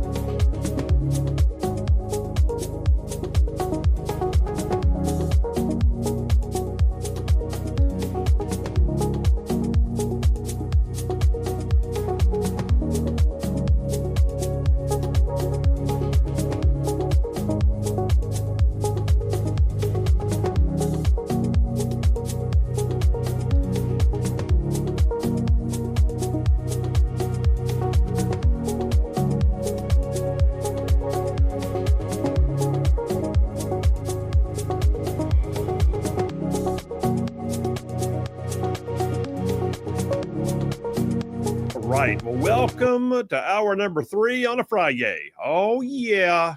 Getting you all the way home on a Friday for a long weekend. Hope you guys have got plans. Hope you guys are going to have an amazing time with family and friends. And I hope you also, too, remember the purpose of this long weekend is the men and women who have given it all for our nation. I'll probably touch on that again later. And if you missed my monologue earlier in the show, I may actually close out the show by going back through a part of it again. Got a bunch of text messages. So I'm going to, and by the way, you're getting some response. JP on sports, you're getting some response. I saw that. Chris from Gadsden says the Dallas Stars used to be the Minnesota North Stars, and they moved to Dallas and then removed the North. I did not know that. Is that true? I didn't know that. I'll tell you what, I know Chris from Gadsden. He's a trivia master, and I guarantee you that's probably true. Wait, I can't guarantee probably. So I guarantee you that's true. How about that? Connor from Athens says, outscored, Florida Panthers are up 2-0, not 2-1. FYI, he says outscored the Hurricanes 11-1 so far in 2 games. Well, on their way to a second cup in a row. Bam. Nice. Calling you out, I guess. Thomas from Athens says, regarding the NIL commission and or commissioner, a little bit of advice from a pseudo rocket scientist. He says the solution should involve economics. Trust for student athletes managed by the university or commission pay the player while at that university, but payments put on pause if player leaves that same university. I do agree with that. Yeah, I agree with that very much. And I would also say, too, I would even go so far as to say pay back. There's got to be some repercussions for you breaching your contract. If you portal out, guess what? I mean, look, an act of God happens or whatever else. I mean, it's a done deal. But if you portal out because you just saw money somewhere else, you should have to pay back what you took.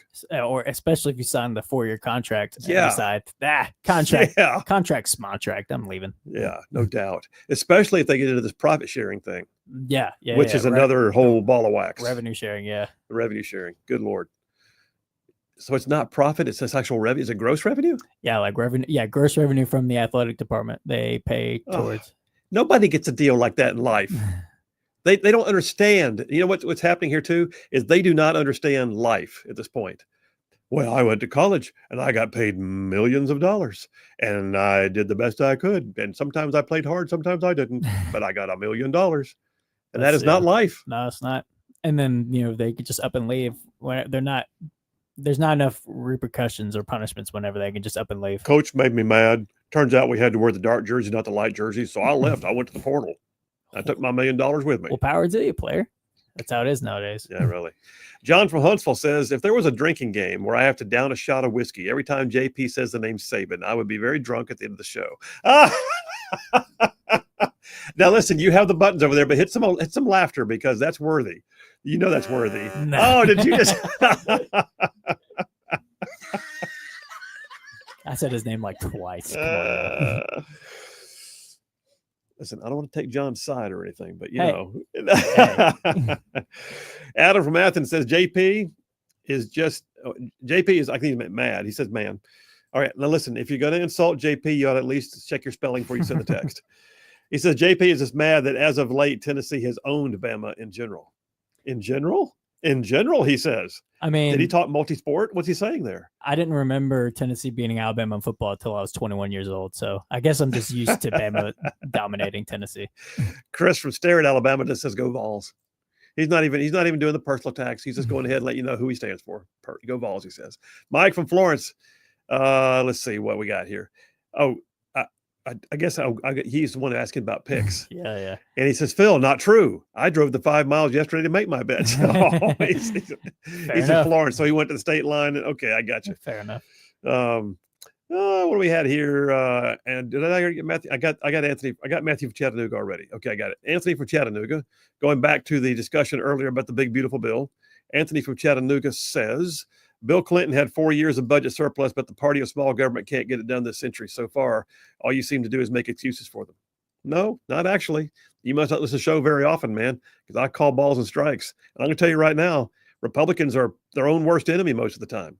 And Republicans missed the boat on repealing Obamacare, and Republicans missed the boat on several things, including curbing spending. And we got some deep staters that just want to keep on spending. But I do know this, that bill had a bunch of good stuff in it.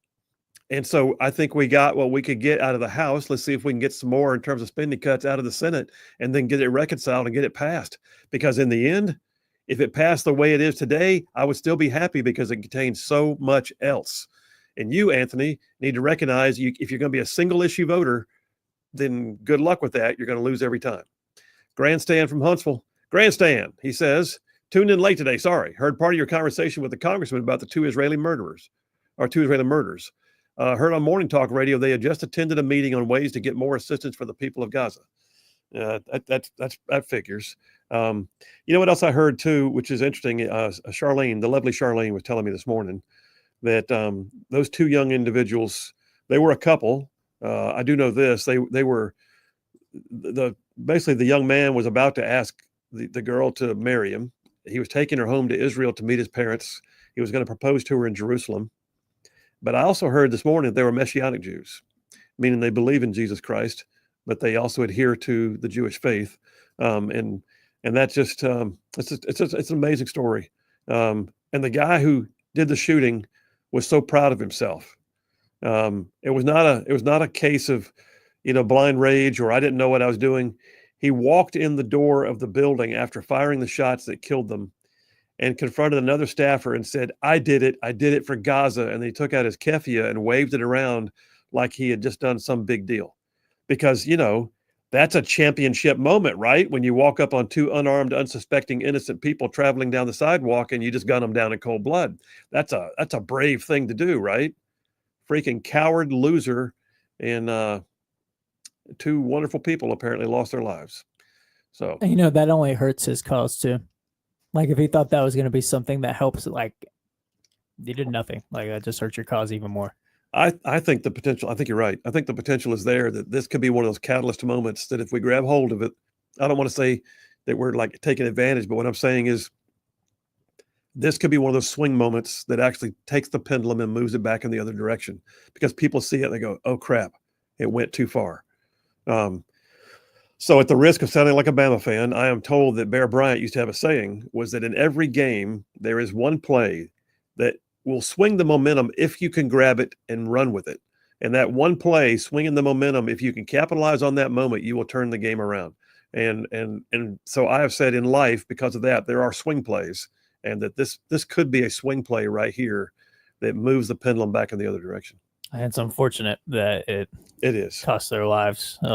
Absolutely is. But hopefully it's a wake up call. I mean, I don't have much expectations for that for people who are so radical on that end that they're like, oh wait, it's not worth that. And I tell you who I've not heard from, Rashida Tlaib, who is, I think she's Palestinian herself. Yeah. I don't know that she's made a statement on this at all. And then Ilhan Omar was confronted on the sidewalk and asked if she had comment, and her only comment was, I'm leaving now. Yeah, and she just walked away. I'm gonna go for comment. Now. Can't condemn a shooting. Don't want to do that. Jeremy from Madison just checked in. He said, I'm not a sports fan. War Tide. Wow. Jeremy, no. That's worse. That's no, Jeremy, don't go down that road. Next thing you know, you're going to be voting for Republicans or something. I don't know what's happening that's here. Worse than not picking a side. Jeremy, I mean, like nothing but love for you and all that, but brother, you gotta pick a side, man. It's like, it's a second religion here in Alabama. David from Buc-ee's has checked in. Says JP, what's he saying there? Tennessee. Oh, I see. Tennessee just eliminated FSU. Tennessee just in eliminated FSU in softball. Okay. There you go. Wow. Softball's still a sport. Mm-hmm. It is. All right. We're taking a break. We're coming right back, and we got a round of adventures in woke world. I got some stuff, man. Curl your hair. Phil Williams, Rightside Radio. Y'all stay tuned. We'll be right back.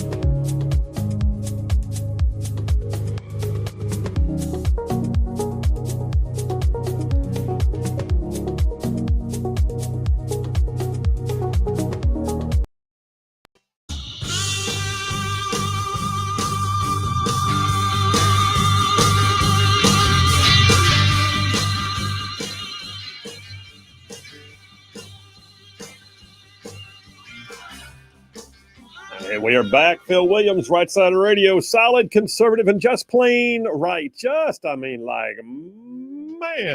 pulling pins on truth grenades. That's what we're doing. All right, I got to read one more text that I just realized was further back in the queue, and I had not seen it earlier. If you missed my monologue from earlier in the show, it was on Memorial Day, and I will very likely close out the show with a piece of that again. But I just saw a text from John from South Huntsville, brand new texter in the text lines today. John from South Huntsville says, U.S. Army Vietnam 1968 vet, engineer company commander. Thanks for another amazing monologue. Witnessed unbelievable atrocities by the Viet Cong. Your monologue was greatly appreciated. John, and your service is greatly appreciated. Welcome home, my friend. And I'm 68. My dad was there for his first tour in 68. My dad, JP's granddad. In fact, maybe both your granddads were there in 68. Both of my granddads were here. Yep, absolutely. John from South Huntsville, thank you. Welcome to the text lines. We're glad to have you. All right, let's just go ahead and say that there are times when I'm preparing the show early in the morning, and I mean like early in the morning, rousting myself from my slumber, moving myself through my first cup of coffee, digging my way through the resources online to find those stories to bring to your attention. And sometimes I find myself thinking, good Lord, at the wokeness. Look at all the wokeness. How much wokeness can there be? Next thing you know, I believe that I've got a vast cornucopia of wokeness, a plethora, a buffet, a charcuterie of wokeness, if you will, which means it's time for another round of Adventures in Woke World. Adventures in Woke World. Ah, yes. Wokeness is still out there, even though Trump is in office. It's still there. Yesterday, I told you about this like flaming story about how Starbucks baristas are on strike. Still cracks me up because it's very hard. They do not want to have a dress code. I mean, they want to come to work in their flannel pants and their flip-flops and wearing a raggedy t-shirt that they just washed the dog with, and they think that's okay. You know, got bedhead, and they roll in looking like a bunch of unprofessional Joe Snuffy the Ragbags, and they want to be a barista, which I said yesterday, and I still continue to say that is not a career path. How in the world we can have baristas unionizing, I have no idea. But they are called Starbucks Workers United. That's the name of the union. Starbucks Workers United. And they are on strike right now. Not all of them, just some of them. And by the way, Starbucks Worker United did say in a statement with regard to the new dress code, which requires them to wear a black shirt. That's just important. It doesn't say what kind of black shirt. It just said a black shirt.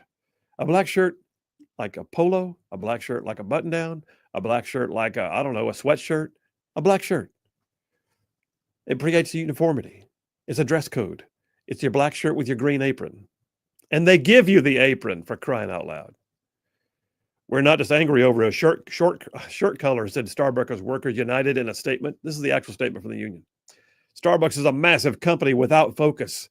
They refuse to staff our stores properly, give guaranteed hours to workers, pay us a living wage, or even provide stipends to pay for this arbitrary dress code. We need fair union contracts now. You're a barista. You put cream in coffee. You're basically the hardest part of your day is lifting the water up to the top and pouring it into the coffee maker. I'm looking right now. I decided to go check it out and see. Yes, Starbucks Workers United has their own X profile. And let's see how many they have. They have 94,000 followers. Hard to sneeze at that. 94,000 followers on Starbucks Workers United. Today, one of their top posts, just posted 2 hours ago, has a young skull full of mush who is mocking her employer, saying, Starbucks hangs posters on the wall with pictures of people. Do you know that they may be using your photo without knowledge to promote their so-called welcoming environment? And she goes on to say, a welcoming environment means they actually pay us fairly, staff us properly, and finalize their union contracts with strong protections for LGBTQ plus and BIPOC workers. BIPOC. BIPOC. Bipolar people of color. No, not bipolar people of color. Although that does fit. LGBTQ plus and BIPOC workers, that's where we are right now. So baristas are holding out to make sure their BIPOC brethren and sistren and the LGBTQ, we don't know what they are, because their pronouns are they, them. Yes. All the non-binary BIPOC baristas should not have to have a black shirt. That's what it's like in woke world right now. Just listen, I fear for the modern age if this were to ever take hold. I think if you identify yourself as BIPOC, you got more issues in your life than wearing a black shirt. That's just my opinion. Is the black shirt racist? Everything, yes, everything is racist. Well, especially when you divide things up into segments, and BIPOC is one of them. By the way, how did BIPOC become like to get black, indigenous, and people of color? Are the black and indigenous not people of color of their own? That's what I mean. Like, if you have to identify yourself as BIPOC, like, if you turn it around, it's Cupid. Cupid, yeah. Color of people, indigenous, something. Anyway. If you have to identify yourself as an acronym in general, I think that's all said and done. Woke world is filled up with acronyms that make no sense whatsoever. How about this? Adventures in woke world. The U.S. Army, dateline today from Daily Wire. The U.S. Army, a new memo has gone out asserting that the U.S. Army's transgender policies will mean that birth certificates need to be changed back. So, how did we get here? So, can you imagine? You've got the personnel files, you know, the deployment records. You got HRC has got all the, but HRC now has documents that reflect something that's not true. Which, by the way, how do you get a security clearance? How do you get a security clearance when you lie about how you were born? Oh, excuse me, I'm a female. No, I'm sorry, you're not. Anyway, commanders will now take immediate measures to update personnel records and administrative systems to reflect the biological sex of all individuals, the memo declares. It must reflect their biological sex. The memo avers that a person's sex is, quote, unchanging during a person's life. The fact that we have to have a memorandum of record, I mean, this is literally a memorandum of record being sent out to all stations. This is an all-con, everybody pay attention, and there we are. On May 6th, the Supreme Court stayed an order from U.S. District Judge Benjamin Settle in Washington State, who had issued an injunction that was barring the Trump administration from prohibiting transgender people in the military. Well, I mean, it's one of the ones that we won on so far. Now, the merits of the case are still going out. But what happens is when the Supreme Court removes a lower court's injunction, what that signals is that the higher court, in this case, SCOTUS, the higher court believes that the likelihood of prevailing on the merits leans in favor of the Trump administration. And we're proving it. And oh, by the way, now we get to change all the records that shouldn't have been changed in the first place, because that's the way woke world walks. And I guess these people being discharged can go be baristas at Starbucks. Bill Williams, more on that. We'll be right back.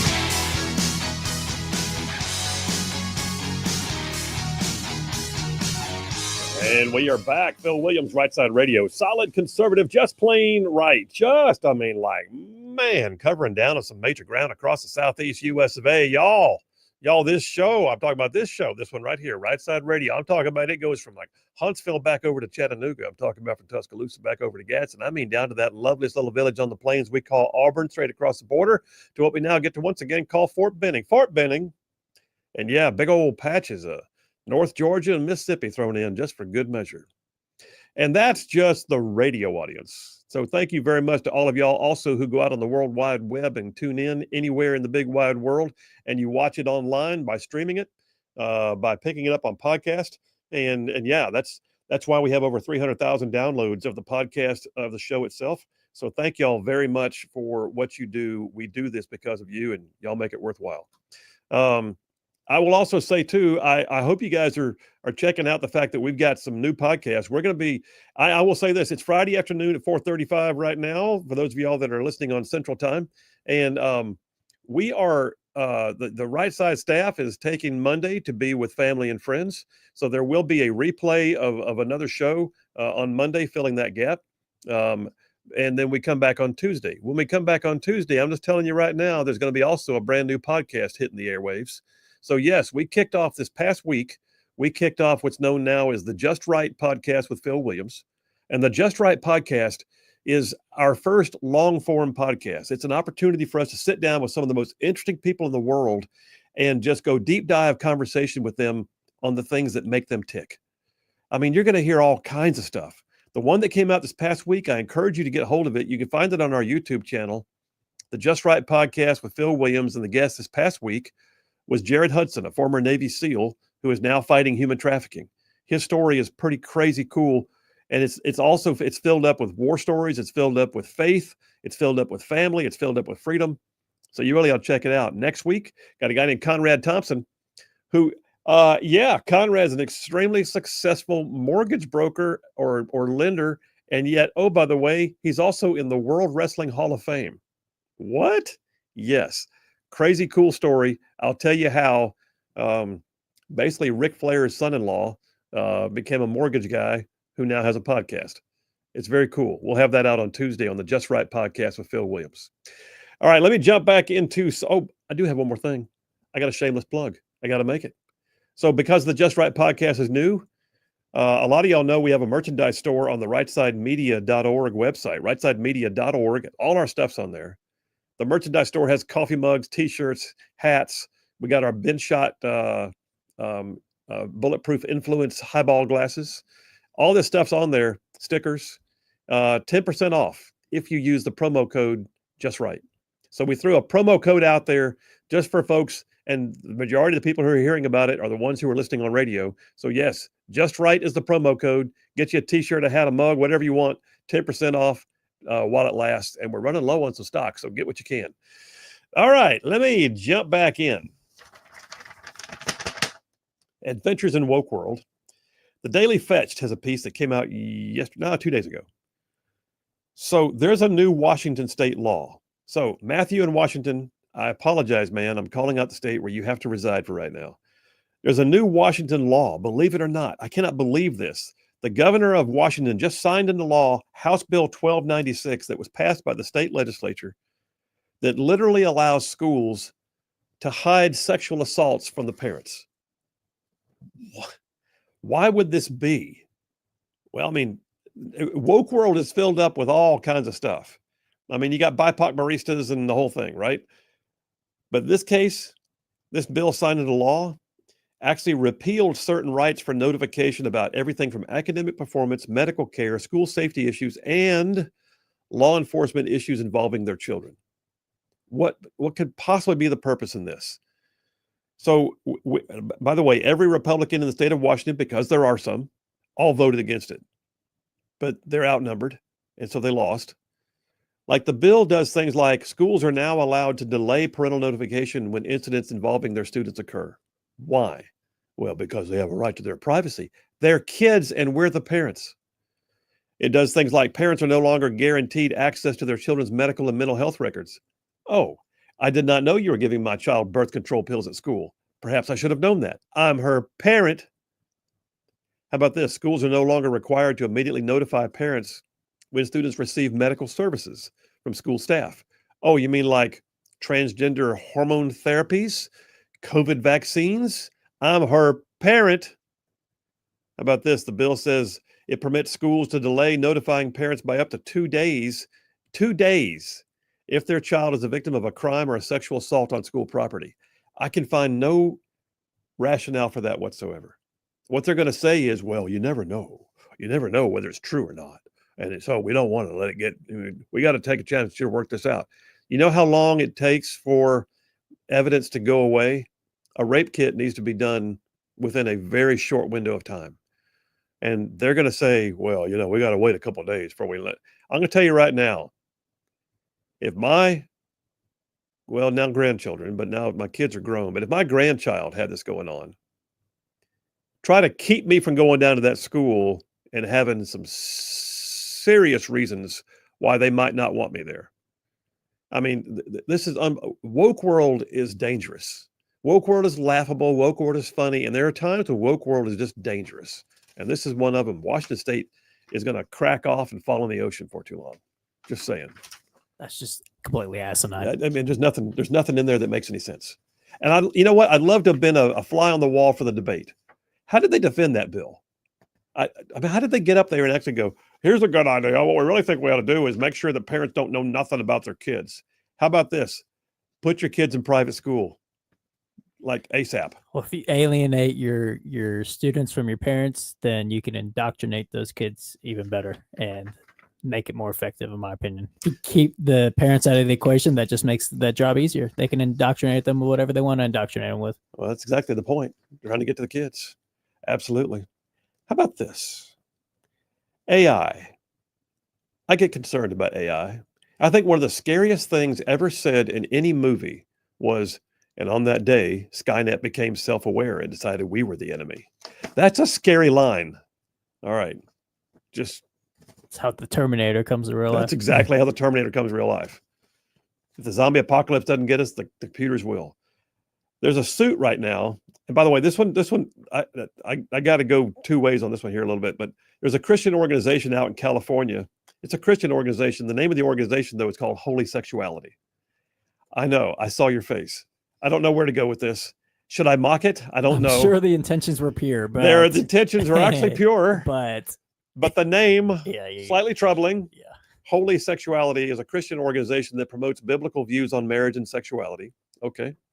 Its founder is a guy named Dr. Christopher Wan, who says that he applied for a 20% discount offered by OpenAI to nonprofits, but he was told his organization did not qualify because it was too religious. So OpenAI is now discriminating on religious grounds. And I wonder, is that the AI talking or the people who work at OpenAI? Pray tell, what is your guess? Probably the people working there. It's the former BIPOC baristas who moved over after the strike didn't work. Yeah. And there's no dress code at OpenAI. So they just said, we'll go there. And now they're discriminating against a group called Holy Sexuality. I'll be honest with you. I don't know how in the world they chose that name. What was it? I'm mocking the good guys right now. I know. That's the problem. That's the problem. They gave me reason to mock the good guys. But how awful is that they sat around in the boardroom? Oh, we got to form an LLC. No, it's going to be a corporation. Oh, it's going to be a nonprofit. Okay, it's going to be a corporation. What are we going to call it? How about Holy Sexuality Inc.? What? Sounds like a tattoo parlor. Yeah, not a good one either. Well, I'll say this about AI too. It's getting scary. I don't know. I saw a clip of Tucker talking about how apparently he was told by somebody who's high up in the AI industry. Tucker said, if it's becoming such a problem, just turn it off. And he goes, well, we can't even be sure that the AI will be telling us the truth about where it's getting its power source from. So the AI is becoming so self-aware that it's lying about where its power source is coming from, and therefore they can't shut it off. So it's getting a little scary. Well, we had that situation. I think it was early last year before you joined the show. I think it was early last year. We had a situation where they were running a test on AI armed drones, and the armed drone though, but the final no-go on firing the weapon was in the hands of the personnel running the the drone shop back at wherever, Nevada or wherever. This is no lie. The drone's mission was to find and fix the target and then receive the go, no go from the human who gave it authority to fire.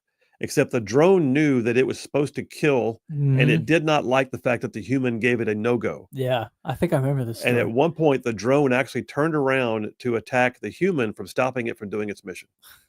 That's the beginnings of bad things. Yeah. But then, I mean, they make funny baby videos. So, you know, maybe they're not completely bad. We still haven't made a baby video of me. When are you going to do a baby video of me doing Rightside? Soon. I'll make one soon. It's going to be a winner. It's going to make lots of clicks. All right. So here's one I love. Adventures in Woke World is sometimes us winning. It's not always about BIPOC baristas getting their way on a dress code. Sometimes it's about pointing out that what we knew was never going to work is not working. Japan's Honda Motor Company is now scaling back on electric vehicles, according to Reuters. I thought this was a mandate. I thought we were all about saving the world. I thought everybody was on board. I thought it was all about ESG, environmental, social, and governance. When you run your company, you don't run it on profit margins. You run it on what's good for the world, according to the leftist agenda. JP, you know that's true. Come on. Everybody's on board. Who cares about making money? That's right, said nobody in any boardroom ever who has fiduciary duties to their shareholders. And so, yeah, Tokyo, May 20th. That would be 3 days ago. Honda Motor Company said on Tuesday is now scaling back its investment in electric vehicles given the slow demand, and it's now focusing on hybrids. I get that. Put gas in it, it has a big battery. The battery runs out, the gas keeps it going. Why is that a problem? Because of the carbon emissions, Phil. Don't you know this? Well, I forgot that part. I still believe that if you mounted a fan on the front, you could be recharging that battery the entire time. Okay. Nah, we're mixing too much woke into this. No, I just see it. You got a little hood scoop, and it's not a hood scoop for the engine. It's a hood scoop for a fan, and it turns like the inside of a vacuum cleaner. It's just catching air, but it's spinning like a little generator, and it's charging the freaking batteries back up. Why is that a problem? And the faster you drive, the more it charges. I'm sure that one would be a winner. And there goes your range anxiety. All right. I'm not going to patent that. Somebody's going to steal it, I guarantee you. Anyway, the bottom line is this. The automaker is aiming to sell 2.2 million to 2.3 million hybrid vehicles by 2030, but they ain't going to be on the EV anymore. You know what? Here's the deal. The woke world has proven that the market will self-correct. I said this all along. The market will self-correct. And you cannot have the government picking the winners and losers. You can't. You can't have the government picking the winners and losers in the market, because that's not the free market. The free market is where you have to build the better mousetrap and you drive people to it, and supply and demand are complementary. If supply outweighs demand, the market will self-correct, and that just proved it. Woke world, you lost. The EV market, if you want an EV, go buy it. But the EV market cannot be forced into the 100% compliance rate. It's not going to work. Supply and demand, it's called Economics 101. All right, we're taking a break right now. We'll take that break. We'll come right back. And listen, I'm going to do something I don't usually do. I'm going to reach back to part of today's monologue to close out the show, talking about Memorial Day. Phil Williams, Rightside Radio. Y'all stay tuned. We'll be right back.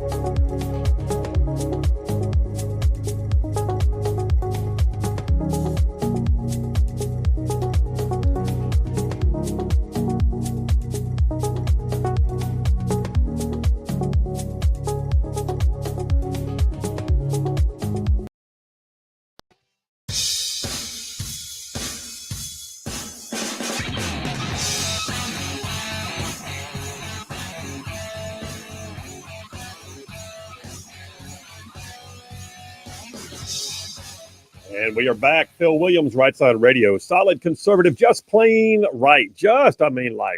Making common sense like a superpower. Hey, I'm going to get a couple of text messages, and I'm going to end the show with Memorial Day being the focus. But let me get the grades in. The grades are in from John from Huntsville. He says JP gets an A double plus for his amazing performance. However, today's co-winners with a perfect A triple plus are obviously Congressman Gary Palmer and the always humble Phil Williams. Why am I always humble? Thank you very much. I appreciate that. Congratulations. John, thank you, my friend. Thank you for being part of the fabric of this show. And Jeff from Indiana, who's also part of the fabric of this show, he says, wishing everyone a happy Memorial Day weekend. And remember, like Christmas, remember the reason for the holiday. Outstanding. And thank you for that, Jeff Rowe. Be safe on the road, man. And hopefully we'll have our phones restored here very soon so you can call back in. But yeah, if you missed the monologue earlier in the show, it was one of those, every once in a while it happens, it hits me. Every once in a while I have one where I put things down and they are so personal of nature that it's almost hard for me to get through the monologue. Today was one of those. But it's because of what this weekend means.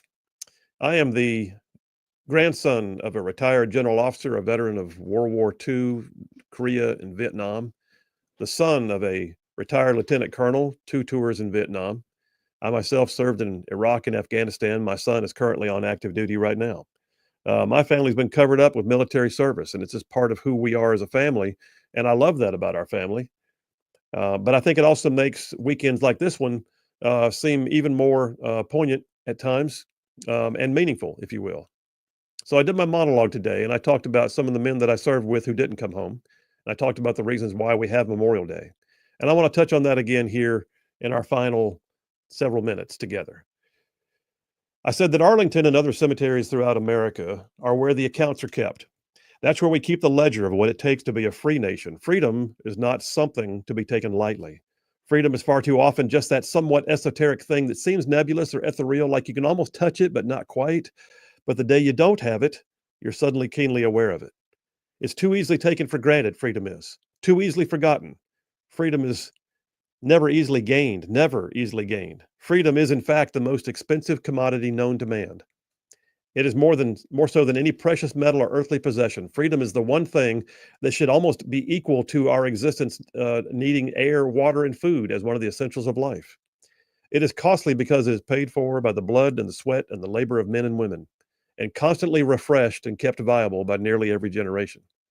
I asked my own father once if he ever thought that I would go to war, and I always remember his response. He said, "Son, there's never been an American generation without a war. It's just a fact." And this Memorial Day, it is important that we pause in the midst of our time off and cooking hot dogs on the grill or hanging out at the lake or just enjoying our day away from the usual routines and take stock of the reason why the day even exists and those it was designed to honor. So my hope is that this weekend, you will have a wonderful time with family and friends, perhaps get a little rest, maybe sleep a little later than usual, eat some hot dogs and have a beer. And somewhere in there, though, take a second and pause and remember why you have the day off. Tell your kids and your grandkids. Even if you don't have a military connection in your own life, it does not mean for a second that you cannot appreciate the freedom, the actual freedom, that you enjoy here in the greatest nation on the face of the earth. Remind yourself that freedom is not free, that men and women have gone before us to ensure that freedom remains dynamic and not static. And if you served yourself, then remember your brothers in arms who served with you. And for those who didn't come home, do them the honor of being intentional to always remember and never forget. And that's a wrap for the Right Side Way. And I do believe, and I pray for that, that each one of you would, turn to your kids, your grandkids, your neighbors, your friends, folks in your Sunday school, and say, I want to take a moment just to say, I am thankful for the fact that we live in a nation that people are willing to defend. Because like I said, the most expensive commodity on the face of the earth is freedom, because it is paid for with more than treasure. It's paid for with blood.